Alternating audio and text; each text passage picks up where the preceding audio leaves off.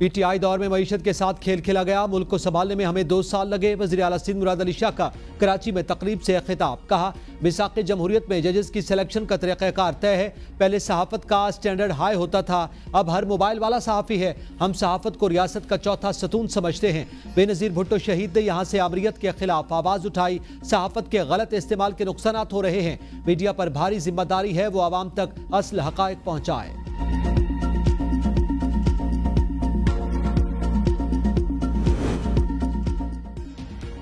पंजाब में आग लगाने की इजाजत नहीं देंगे क्या?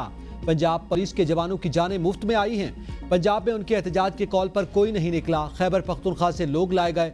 वज़ीर आला पंजाब मरियम नवाज का लाहौर में अपनी छत अपना घर स्कीम के चेक तकसीम करने की तकरीब से खिताब, कहा मुखालिफिन का पूरा फोकस गालम गलोच पर है। अडियाला जेल में मौजूद शख्स को आवाम का कोई एहसास नहीं, किसी को गाली नहीं देना चाहती, मेरी ऐसी तरबियत नहीं। उनका एक ही मकसद है कि पाकिस्तान को आगे नहीं चलने देना। अपना घर अपनी छत नवाज शरीफ का मंसूबा था जो आज पूरा हो रहा है। 15 लाख रुपए कर्ज दे रहे हैं, कोई सूद नहीं होगा। ख्वाबों की तकमील नवाज शरीफ से सीखी। अगले 5 साल में 5 लाख घर बनेंगे। महीने की किस्त 15,000 से कम रखी। वज़ीर आला पंजाब मरियम नवाज ने वालिद के हमरा घरों की तामीर के लिए चेक तकसीम किए।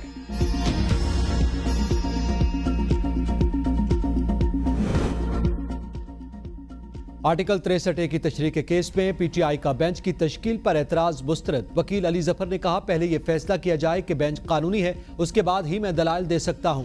चीफ जस्टिस ने रिमार्क्स दिए हम सब का मुश्तरका फैसला है, बेंच के एतराज को मुस्तरद करते हैं। आपने कहा फैसला सुना दें तो हमने सुना दिया। यहाँ तो फैसलों को रजिस्ट्रार से खत्म करवाया जाता रहा। मैंने बेंच में उन्हीं जजेस को शामिल करने की कोशिश की, किसी को मजबूर नहीं कर सकता। अली जफर ने कहा बेंच तश्कील देने वाली कमेटी के मेंबरान बेंच का हिस्सा हैं, वो खुद कैसे बेंच की तश्कील को कानूनी करार दे सकते हैं। चीफ जस्टिस ने रिमार्क दिया अगर ऐसा हो तो जजेस कमेटी के मेंबरान किसी बेंच का हिस्सा ही ना बन सकें। आप हमें बातें सुनाते हैं तो फिर सुने। हम पाकिस्तान बनाने वालों में से हैं, तोड़ने वालों में से नहीं। हमने वो मुकदमात भी सुने जो कोई सुनना नहीं चाहता था। परवेज मुशर्रफ का केस भी हमने सुना। जस्टिस जमाल ने रिमार्क्स दिए मैं 63A केस में बेंच का हिस्सा था। क्या आप नजरसानी बेंच में बैठने से इनकार कर सकता हूं?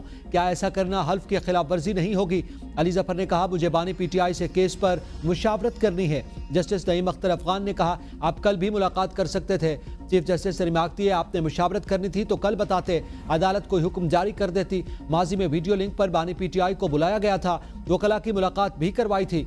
चीफ जस्टिस ने अली जफर को बानी पीटीआई से मुलाकात की इजाजत दे दी। अटॉर्नी जनरल को इंतजामात करने की हिदायत। केस की मजीद समाअत कल दिन 11:30 बजे तक मुलतवी।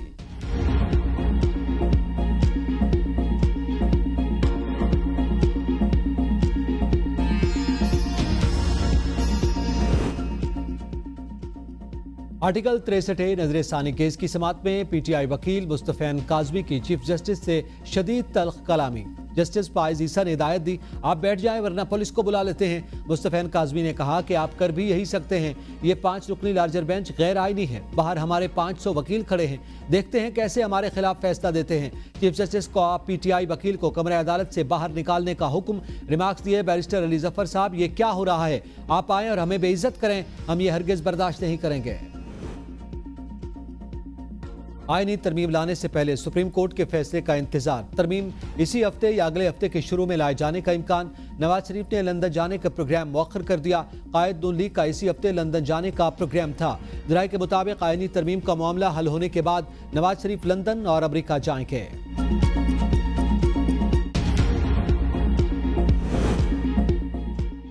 मौलाना फजलुर रहमान ने आईनी अदालत की तायद कर दी। आइंदा 2 हफ्तों में आईनी तरमीम से मुताल्लिक मामलात वाज़ेह हो जाएंगे। नून लीग के सेनेटर इरफान सिद्दीकी की मौलाना फजलुर रहमान से मुलाकात के बाद मीडिया से गुफ्तगू।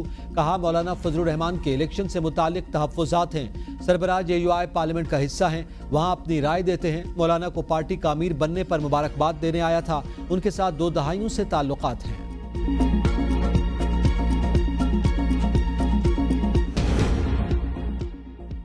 पीटीआई का आज पंजाब के मुख्तलिफ शहरों में एहतजाज। मियांवाली, झंग, फैसलाबाद, बहावलपुर, मुल्तान, टोबर टेक सिंह में दफा 144 नाफिज। मोटरवे M3 हर किस्म की ट्रैफिक के लिए बंद। फैसलाबाद में घंटाघर और उसके अतराफ 8 बाजार बंद करवा दिए गए।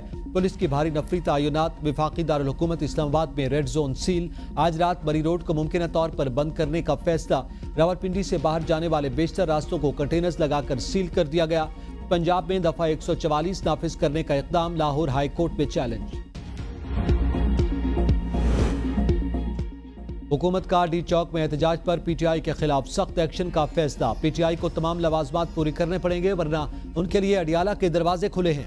मुशीर कानून और इंसाफ बैरिस्टर अकील मलिक की एबीएन न्यूज से गुफ्तगू। कहा 2014 में जो हो गया वो हो गया। इस वक्त सहूलतकारी मौजूद थी, अब धरने की सियासत कोई सियासत नहीं, मुल्क को इस्तेहकाम की जरूरत है।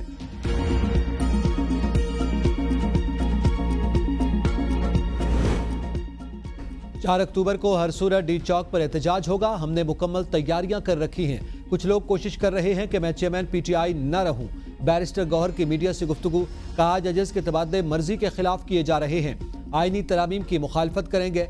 इलेक्शन कमीशन ने हमें दीवार से लगा दिया। हमने हिदायत के मुताबिक इंतखाबात करवाए। रिकॉर्ड डिजिटल फॉर्म में हमारे पास मौजूद है। FIA से रिकॉर्ड मिल गया तो 22 अक्टूबर को यह केस मंतकी अंजाम को पहुंच जाएगा।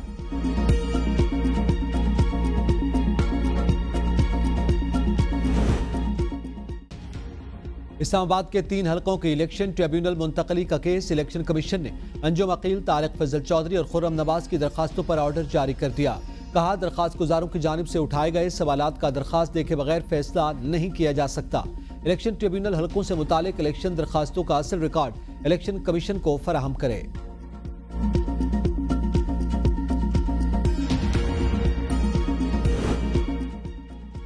पीटीआई के इंट्रा पार्टी इलेक्शन में मुतादिद खामियां। अप्रैल 2024 से अक्टूबर तक केस की 6 समातें हो चुकी। 5 बार पीटीआई ने मजीद वक्त मांगा।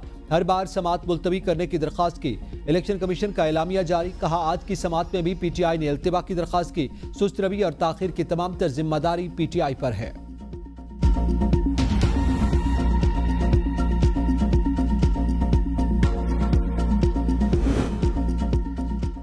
सियासी जमातें अपने मफादात के लिए एक दूसरे के पास जा रही हैं। उन जमातों को ताजरों के पास भी जाना चाहिए ताकि मुल्क बेहतरी की जानिब गामजन हो सके। गवर्नर सिंध कामना टिसरू की मीडिया से गुफ्तगू। कहा ताजरों के मसाइल के हल के लिए विफाक से बात करूंगा। सियासत करना सबका हक है मगर मुल्क की मईशत का भी सबको सोचना चाहिए। मुल्क की मईशत के इस्तेहकाम के लिए एक्सपोर्ट अहम किरदार अदा करेगी।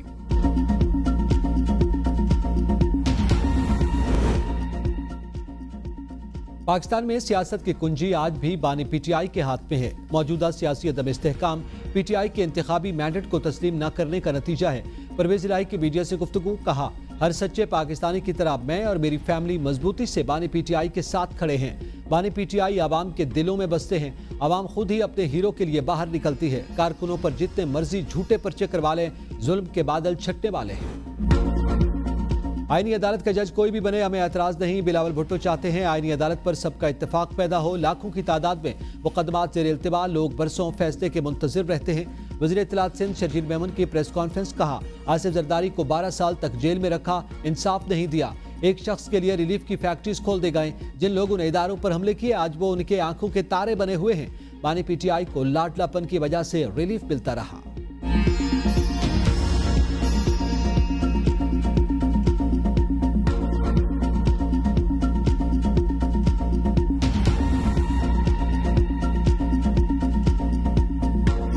अस्सलामुअलैकुम, एबीएन न्यूज़ के साथ मैं हूं एतजाज नकी। हेडलाइंस आपने जानी, तफसीलात शामिल करेंगे एक ब्रेक के बाद। साथ रहिएगा।